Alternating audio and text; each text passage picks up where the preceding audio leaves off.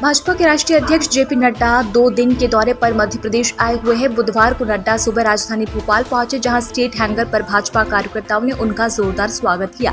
इस दौरान मुख्यमंत्री शिवराज सिंह चौहान, प्रदेश अध्यक्ष विष्णुदत्त शर्मा, प्रदेश प्रभारी मुरलीधर राव, पंकजा मुंडे सहित कई पदाधिकारी और नेता मौजूद रहे। इसके बाद नड्डा सड़क मार्ग से होते हुए लालघाटी चौराहा पहुंचे, जहाँ उन्होंने पंडित दीनदयाल उपाध्याय की प्रतिमा पर माल्यार्पण कर उन्हें नमन किया।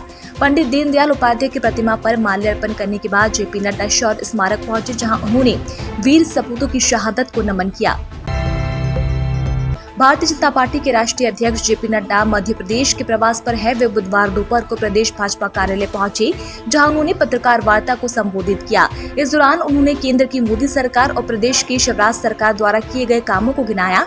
इस दौरान उन्होंने मध्य प्रदेश की शिवराज सरकार और भाजपा के प्रदेश अध्यक्ष विष्णुदत्त शर्मा की संगठन को लेकर प्रशंसा की। उन्होंने जानकारी देते हुए बताया कि मध्य प्रदेश में कमल पुष्प अभियान सहित अन्य सभी अभियानों को संगठन ने जमीनी स्तर पर पहुंचाया है और भारतीय जनता पार्टी की मंशा के अनुसार बूथ बूथ तक पार्टी के लोग पहुंचे हैं। इसके अलावा उन्होंने शिवराज सरकार की तारीफ करते हुए कहा कि कभी मध्य प्रदेश को बीमारू राज्य के लिए जाना जाता था, लेकिन जब से मध्य प्रदेश में भारतीय जनता पार्टी की सरकार आई है, तब से मध्य प्रदेश का कायाकल्प हो गया है। मैं यहाँ के पार्टी की गतिविधि और सरकार की गतिविधि और सरकार के कार्यक्रमों को धरती पर उतारने में, लास्ट माइल डिलीवरी में पार्टी के कार्यकर्ताओं की योगदान, इसकी मैं भूरी भूरी प्रशंसा करता हूं और आपके सामने मैं लाना चाहता हूं कि पार्टी ने सरकार के साथ मिलकर के मध्य प्रदेश के साधारण आदमी की तकलीफ को समझने का प्रयास किया है और उसको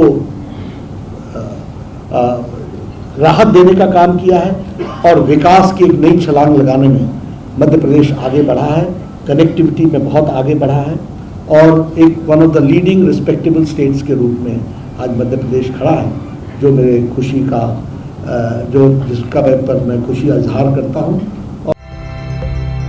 भोपाल पहुंचे जेपी नड्डा ने कांग्रेस पर जमकर निशाना साधा। उन्होंने राजनीति में चल रहे परिवारवाद पर बयान देते हुए कहा कि भारतीय जनता पार्टी में किसी प्रकार का कोई परिवारवाद नहीं है और यहां तक कि कांग्रेस पार्टी का सवाल है तो उस पार्टी के राहुल गांधी विदेश में जाकर बयान देते हैं।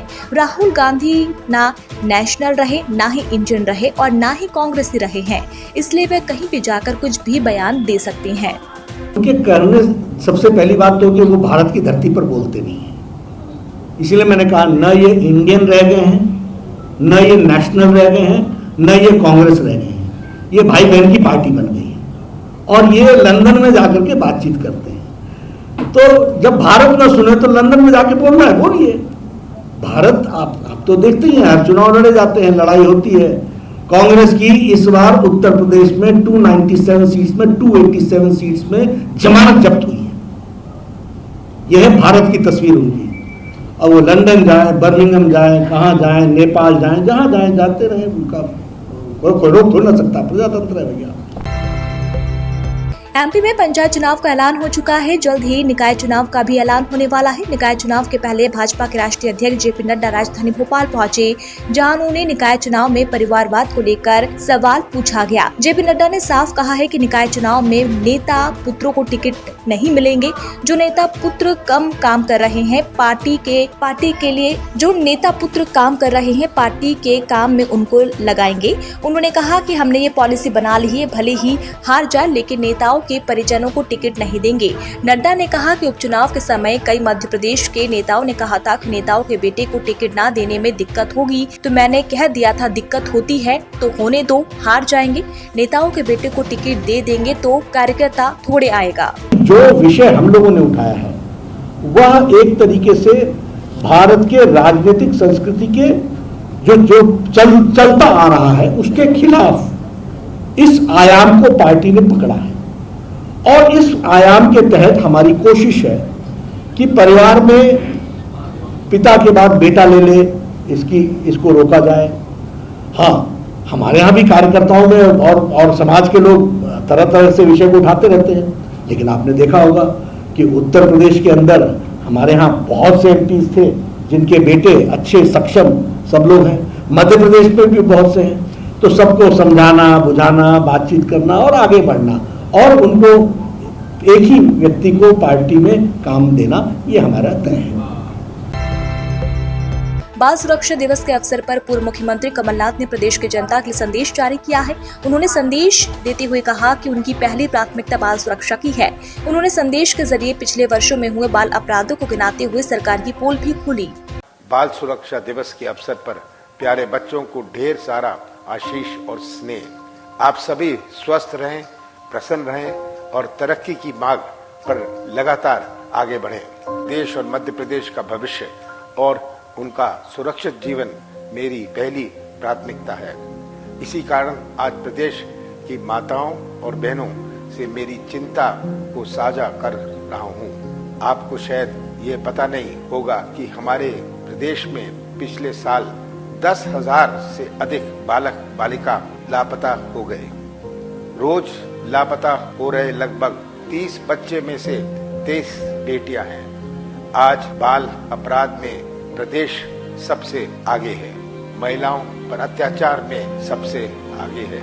आज प्रदेश में 10 लाख से अधिक बच्चे कुपोषित हैं और हर रोज कुपोषण का कारण लगभग 100 माताओं की गोद सूनी हो रही है।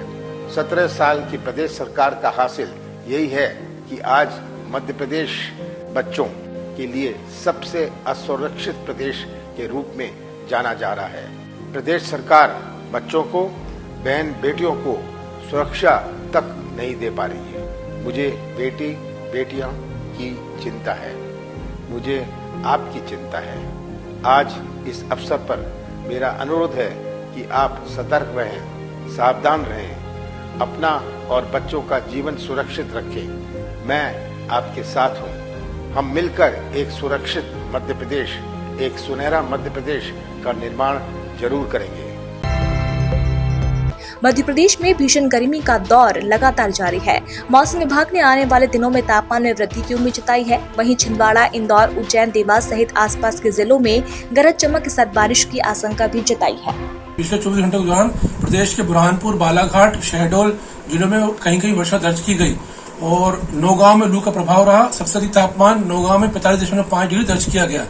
आगामी आज की हल्की वर्षा गरज चमक के साथ कहीं कहीं छिंदवाड़ा, सिवनी, बालाघाट, बुरहानपुर, खंडवा, खरगोन, इंदौर, उज्जैन, देवास में होने की संभावना है और आगामी दिनों में तापमान में बढ़ोतरी की संभावना है और लू चलने की संभावना छतरपुर जिले में है।